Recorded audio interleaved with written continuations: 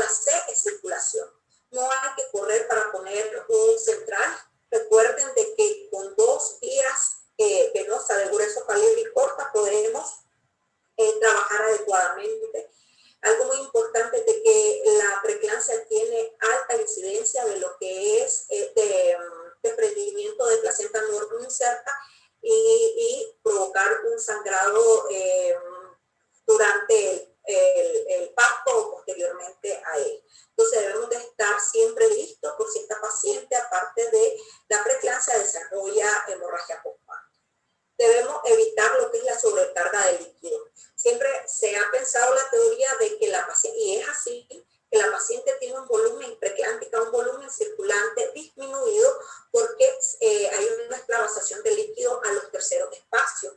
Pero si nosotros sobrehidratamos a esta paciente, vamos también a congestionarle y provocarle un edema agudo de pulmón. Se deben de usar cargas pequeñas y reevaluar a la paciente para ver si necesita más líquido.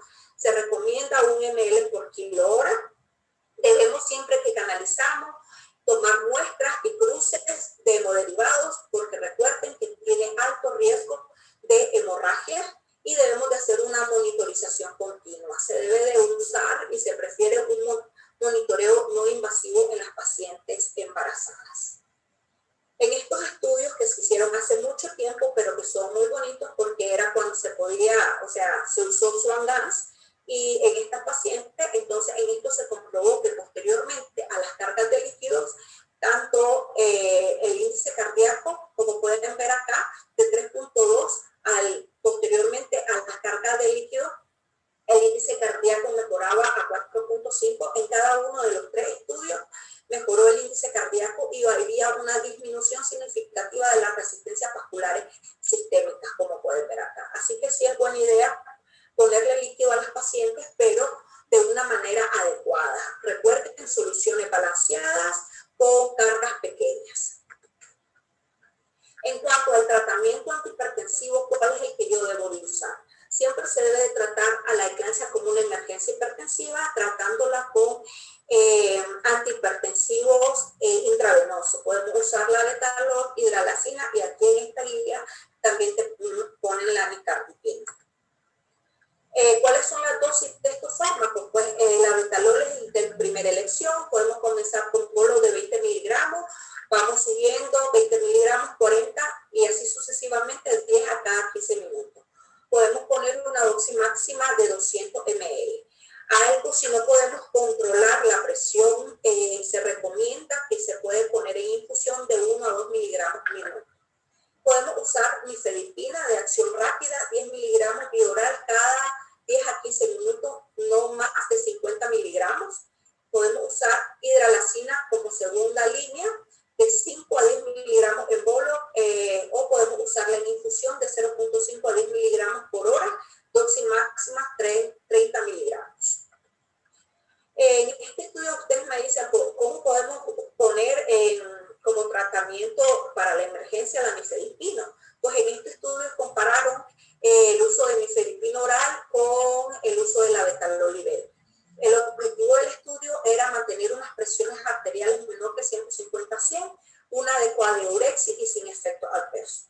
Y se vio que la nifedipina podía mantener, igual que la betalol, una disminución adecuada de la presión y mantenía una mejor uresis a la hora del control de la presión arterial versus el betalol y con pocos efectos adversos. Este no fue el único estudio, también tenemos en este estudio el que comparó también la betalol versus nifedipina para el control de la presión arterial. Y podemos ver que no había una significancia estadística en la disminución de la presión tanto sistólica como la disminución de la presión diastólica en el uso de nifedipina versus la betalol.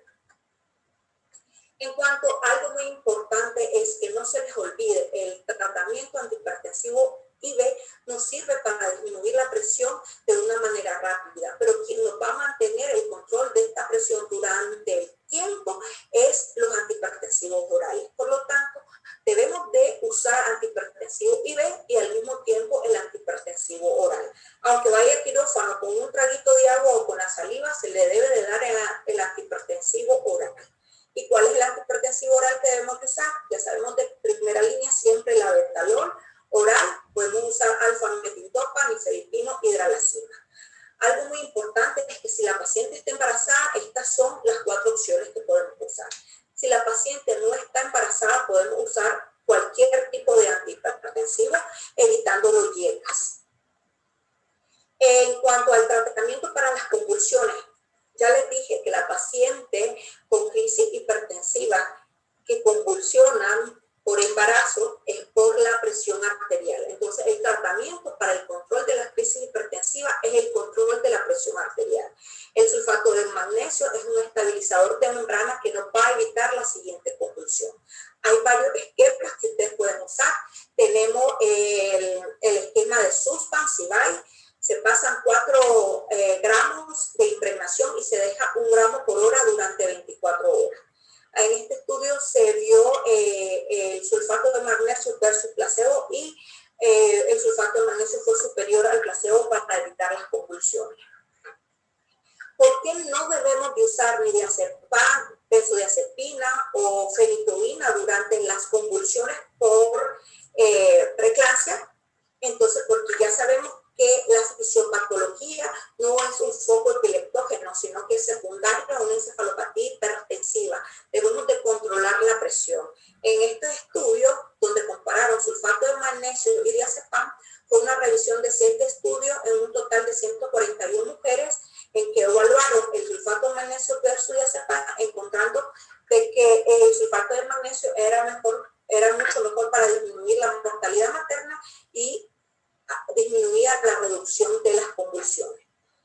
Sulfato de magnesio versus fenitoína, igual había mayor efectividad del sulfato de magnesio sobre la fenitoína para prevenir la recurrencia de convulsiones. Entonces, acuérdense que también debemos de valorar posteriormente a la convulsión el estado neurológico de la paciente. Si nosotros usamos benzodiazepina, fenitoína, vamos a alterar este estado neurológico posterior. Entonces, ya para finalizar, vamos a hacer un resumen de todo lo que tenemos que hacer. Número 1, debemos de hacer un diagnóstico precoz. Si podemos hacer predicción de preeclampsia antes de las 20 semanas. Si ya nos llega una embarazada con mayor de 20 semanas, con presión de 140-90, entonces ya sabemos que esta paciente es una paciente preeclámptica. Debemos de activar un equipo de respuesta rápida. Todos en nuestros hospitales debemos de tener un equipo de respuesta rápida ante cualquier emergencia y principalmente si es obstétrica. Mandamos a hacer los estudios de laboratorio para hacer un diagnóstico diferencial del síndrome hipertensivo gestacional y para valorar si esta paciente tiene preeclampsia con criterios de severidad. Si la paciente tiene preeclampsia con criterios de severidad en crisis hipertensiva, entonces, o sea, con presión arteriales altas, primero debemos de valorar la hidratación. Si la paciente necesita hidratación, recuerden soluciones balanceadas con volúmenes pequeños de 1 ml por kilo y revalorar posteriormente si necesita. Podemos usar ultrasonido, podemos pulmonar, ultrasonido de la vena cava, podemos usar cualquier monitoreo hemodinámico para que nos guíe la reanimación. Debemos iniciar el tratamiento IV para mejorar la betalol. Podemos usar nifedipina, bioral o hidralazina. Recortar el uso de sulfato de magnesio al mismo tiempo. Usamos 4 gramos de impregnación y posteriormente usamos 1 miligramo por hora durante 24 horas. Debemos iniciar el tratamiento hipertensivo oral al mismo tiempo para mantener la presión adecuada. La betalol, alfametildopa, nifedipino, hidralazina si la paciente está embarazada. Si esta paciente es una paciente con preeclampsia con criterios de severidad, pero sin crisis hipertensiva, lo único que debemos de hacer es tratar la presión arterial de acuerdo al grado de hipertensión y cumplir metas. ¿Cuáles son las metas que yo tengo que tener? ¿Cuándo voy a decir esta paciente está bien y hasta ahí la voy a dejar? Entonces, número 1, debemos de reducir la presión arterial hasta 130-40 la sistólica y 190-110 la diastólica. Asegurar un adecuado estado hídrico, valorar si está en un adecuado estado hídrico, plaquetas mayor que 75 y tiempo de coagulación óptimo.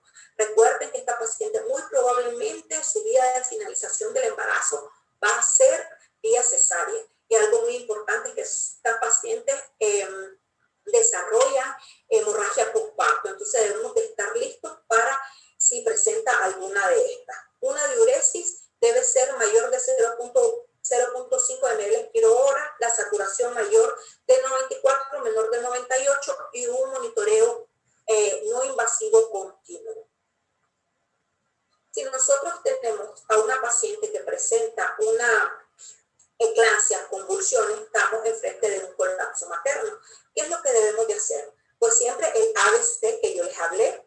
Si la paciente había convulsionado, llegaba hipertensa, le pusimos los 4 gramos de sulfato de magnesio, vuelve a convulsionar con presiones arteriales altas, debemos de controlar la presión y podemos volver a aplicar otro bolo de 4 miligramos IV de 5 a 10 minutos y continuar la infusión miligramos por hora en 24 horas. Siempre debemos de vigilar los datos de intoxicación del sulfato de magnesio y si está intoxicada, ponerle 1 gramo de gluconato de calcio en bol. Debemos de, si persiste la convulsión, podemos aplicar nuevamente otro bolo, que es el tercero, de 2 miligramos de sulfato de magnesio, siempre vigilando los datos de intoxicación. Debemos, es algo muy importante, valorar y confirmar si esta paciente está convulsionando por eclampsia. Si vemos que la paciente convulsiona sin presión arterial alta, si no vuelve su estado neurológico íntegro, debemos de sospechar que la paciente está convulsionando por otras causas y buscar la causa neurológica de las convulsiones. Si existe el deterioro neurológico, debemos de hacerle una tomografía o una resonancia magnética. Y debemos de continuar el tratamiento para la preeclampsia con criterios de severidad hasta cumplir las metas que les hablé, y debemos de hacer una interrupción del embarazo cuando estabilicemos a esta paciente. Algo muy importante es que esta paciente debe de estar ingresada en cuidado intensivo. Bueno, esto era todo lo que tenía de la charla. Quedo a sus órdenes. Los invito, cuando toda esta pandemia termine, a los que son de México, a venir a Nicaragua. Es un lugar muy lindo y pues lo esperaremos con los brazos abiertos. Pueden seguirnos por la página de Cardiología Terapia Intensiva. Les dejo mi correo por si quieren artículos, alguna duda. También está mi número de teléfono, me pueden chatear por WhatsApp.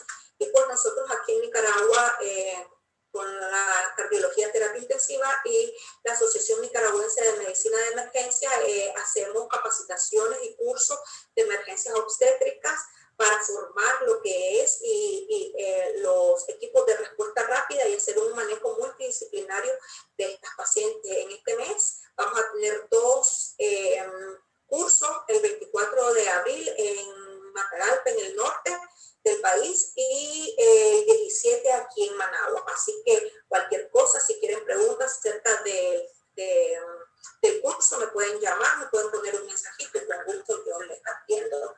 Y le doy nuevamente gracias a Candy por haberme invitado y pues siempre estamos a la orden para compartir cualquier actividad. Gracias. Angie, ¿me escuchas ahí? Sí, súper bien. Sí, primero, muchísimas gracias. La verdad es que la plática estuvo súper completa, muy clara.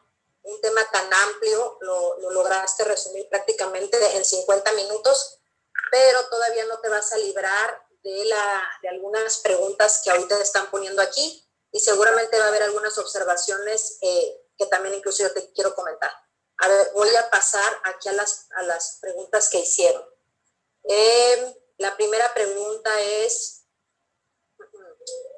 ok, ¿cuáles son las metas de presión arterial con el uso de antihipertensivo?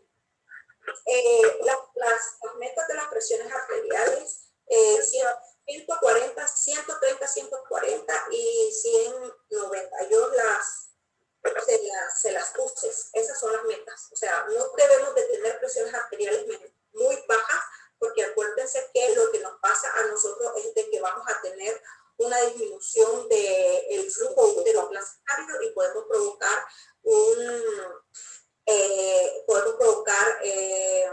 lesiones también a nivel fetal. Ok. Esa es una excelente aclaración, aunque en realidad las diferentes sociedades y colegios han puesto metas de presión arterial bien diferentes, ¿verdad? O sea, digo, diferentes, pero realmente no varían como de más de 5 milímetros de mercurio, ¿no? Entonces, prácticamente la cifra que tú estás dando es la que podríamos todos considerar como meta de control de TA, ¿verdad? Se mira, ¿verdad? Ahorita la pantalla. Sí. Entonces, aquí están, ¿ves? Las metas que tienes que tener 130, 140 sistólica, 90, 110 la diastólica. Así es. Otra pregunta que te hacen aquí es, ¿sigue siendo la enfermedad del trofoblasto una de las causas fisiopatológicas principales en el desarrollo de preeclampsia y eclampsia? Sí, es una enfermedad trofoblástica, un hecho.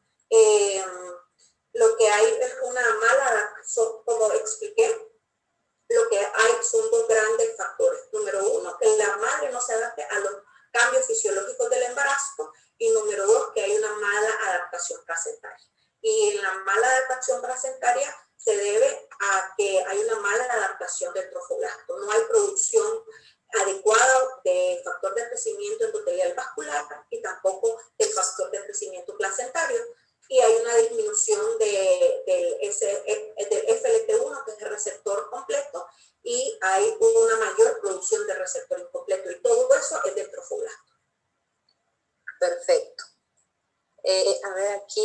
están haciendo otra pregunta.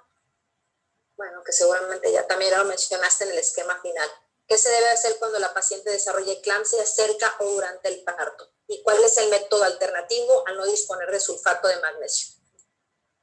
Si la paciente convulsiona cerca o durante, siempre debemos de estabilizar a la paciente. O sea, lo principal, como le dije, todo se basa en la fisiopatología, por eso también me extendí un poquito en la fisiopatología, porque les quería aclarar eso. O sea, las convulsiones son secundarias a un aumento de la presión arterial. Se rompe la autorregulación cerebral y esto va a provocar un edema vasogénico que va a provocar la convulsión. Entonces, lo que nosotros debemos de hacer para evitar estas convulsiones es el control de la presión arterial.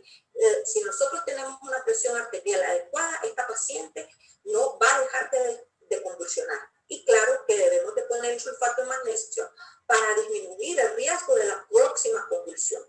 Pero lo principal que tenemos que hacer es el control de la presión arterial. ¿Se podrá hacer un diagnóstico predictivo para el desarrollo de, ¿qué dice? Mediante una corioamniocentesis en alguna etapa del embarazo, ya sea antes o después de las 20 semanas de gestación? No es recomendable hacer una corioamniocentesis predictivo de preeclampsia. No se debe de hacer. Para la predicción, lo que debemos de usar es los factores angiogénicos, el BEC, el PIC. En la plática les presenté. Si ustedes hacen una adecuada historia de factores de riesgo, si ustedes hacen, aparte de clínica, un Doppler de las arterias uterinas, hacen el examen sérico de SSLT1, de BEC, de PIC, y hacen el interrogatorio, ustedes van a tener una predicción de preeclampsia hasta del 91%. No miro por la necesidad de hacer un tratamiento invasivo solo para predecir preeclampsia. De acuerdo. ¿Hay alguna duda, algún comentario? En el foro tenemos ginecólogos, internistas, anestesiólogos, urgenciólogos. ¿Hay algún comentario que quieran hacer, alguna pregunta adicional? Yo te quiero hacer, a lo mejor en lo que piensan un poquito, alguna pregunta. Me encantó la parte de la plática, obviamente, en la que explicas la fisiopatología, pero sobre todo en los tratamientos, no solamente en la fase en la que tenemos a la paciente crítica, o sea, que llega al servicio de urgencias o llega al servicio de topocirugía, en la que habla sobre el tratamiento que se tiene que dar antes de que suceda esto, ¿no? Entonces, hablas básicamente, por ejemplo, de estatinas, de aspirina, y que están relacionados completamente con la fisiopatología, ¿no? En mediar un poco todo el deterioro, las alteraciones que hay angiogénicas, ¿no? Sobre todo, por ejemplo, en el caso de las estatinas o de la baja dosis de aspirina. Otra observación, yo creo que depende obviamente el país donde estás, no sé allá en Nicaragua, pero por ejemplo aquí prácticamente nosotros para atacar la crisis directamente hipertensiva tenemos no los medicamentos que se mencionan en las guías. Por ejemplo, nosotros no tenemos la Betalol, es difícil encontrar esmolol, prácticamente tenemos hidralazina, alfa-metildopa,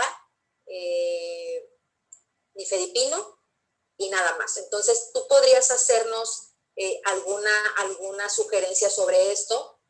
O, por ejemplo, si es una crisis refractaria, porque ha pasado, ¿verdad? Que pacientes, a pesar de dar las dosis de estos fármacos, no mejoran sus cifras tensionales, seguramente a lo mejor trae alguna hipertensión sobreagregada.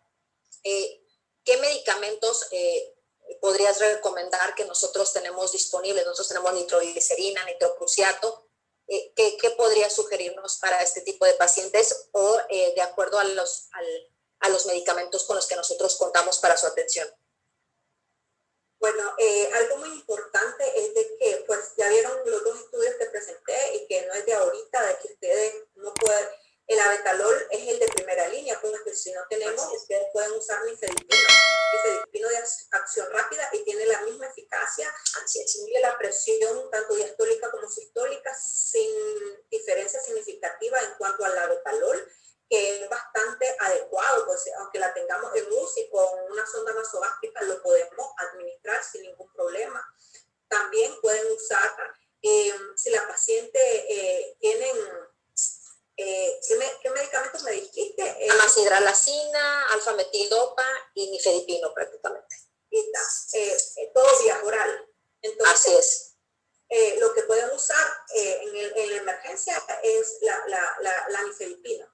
Y pues si tienen un nitrocruciato, igual sin problema lo pueden usar. Siempre acuérdense de estar en vigilancia con el nitrocruciato de sodio, no pasarse tanto tiempo con el nitrocruciato y estar en vigilancia, pero no hay ningún problema. Pues yo he tenido pacientes que a 7 medicamentos antihipertensivos han tenido, principalmente las pacientes con raza negra. Pues en México no he visto tanta gente de raza negra, pero aquí en Nicaragua tenemos toda la costa atlántica que son pacientes con raza negra y es un difícil control de la presión arterial.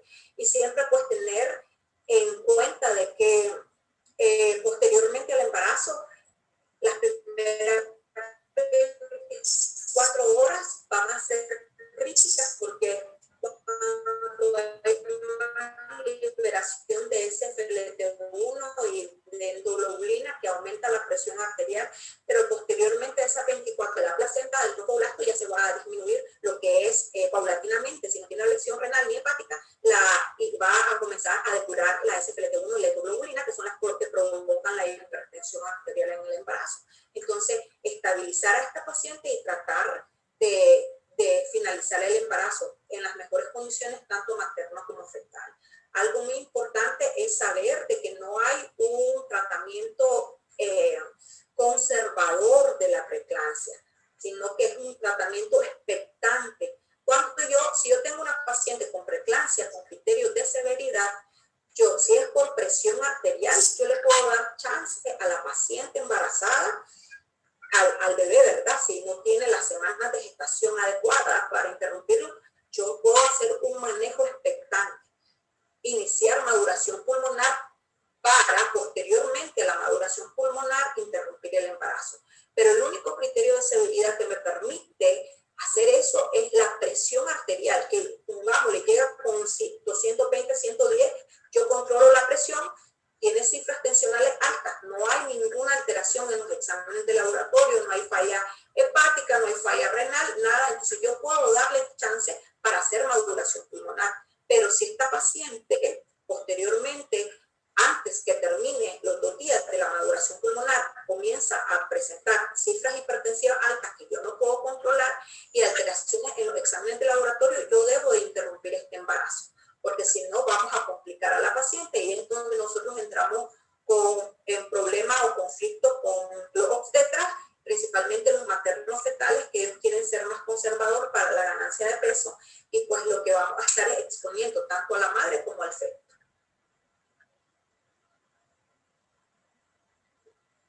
No sé si alguien tiene alguna duda o comentario adicional.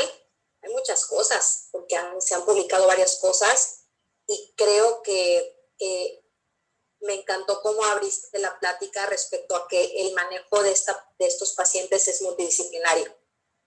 A veces los intensivistas ya estamos algo apáticos a este tema porque es cuando nos traen correteados, precisamente porque se activa un equipo de respuesta rápida para la atención de estas pacientes, pero finalmente el manejo de estos pacientes debe incluir a muchos especialistas y cada quien tiene su rol en el manejo de ellas. Además, no se corta nada más aquí el asunto, o sea, no es nada más se atiende el parto, se controlan las cifras tensionales, sino que también muchas de las pacientes pueden tener complicaciones a largo plazo y es ahí donde a lo mejor otras áreas clínicas tienen que dar seguimiento, ¿verdad? No nada más que mantengan cifras tensionales elevadas, sino pueden, precisamente por los cambios fisiopatológicos, tener más riesgos incluso de enfermedades vasculares, de diabetes mellitus. Entonces, esto implica que tengamos que tener muchos ojos en este tipo de pacientes para que les vaya mejor. Finalmente, las adecuaciones e incluso las definiciones han sido en torno a las fallas orgánicas y es precisamente para mejorar los resultados a corto y largo plazo de estas pacientes. No sé si hay algún otro comentario, alguna duda extra para que ya podamos dar por terminada esta charla. Hay una pregunta que no la escuché. Dice, ¿existe algún efecto nocivo para el feto la intoxicación materna por sulfato de magnesio? Pues no hemos encontrado algo que diga que hay problemas en cuanto al feto. Realmente todo se refiere a la madre. Hay que tener muy en cuenta algo esto del sulfato de magnesio,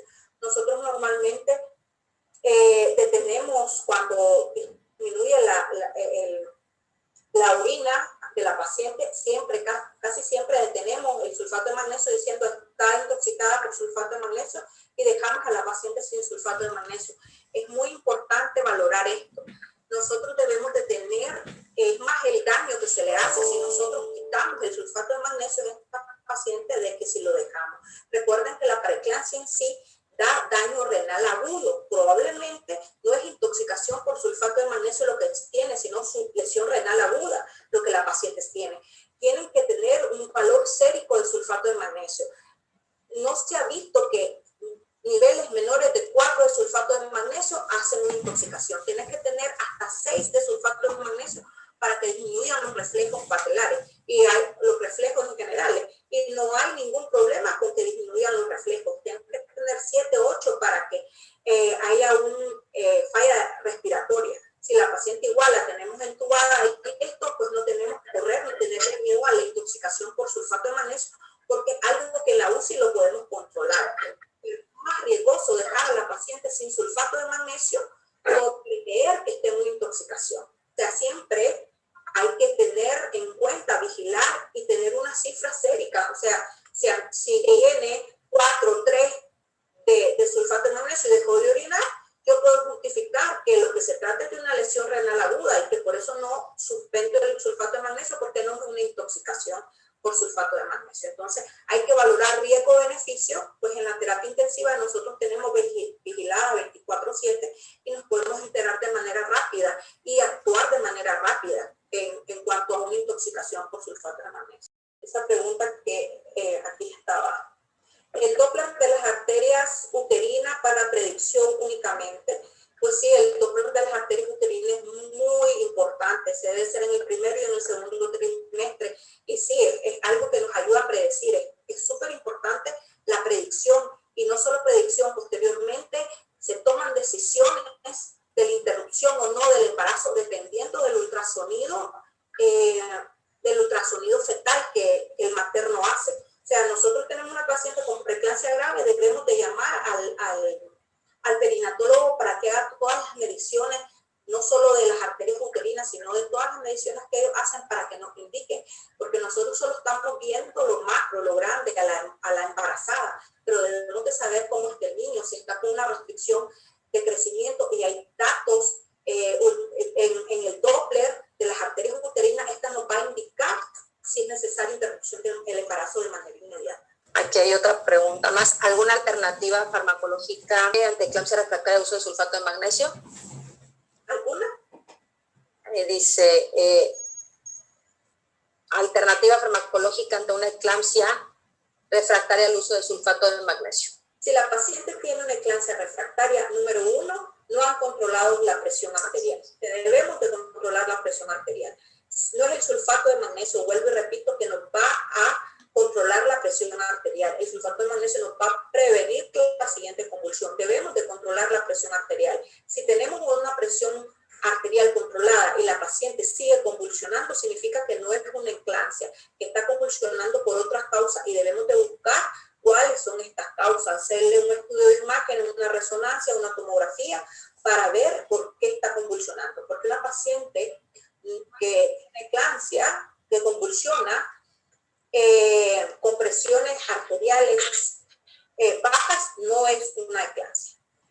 Creo que ya prácticamente las preguntas ya son, en algunos casos, ya repetitivas de lo que ya hablaste en la exposición y en la serie de preguntas y respuestas. Creo que ya llevamos poco más de casi 1 hora 10 minutos de charla. Ya sé que son más de las 10 de la noche ya.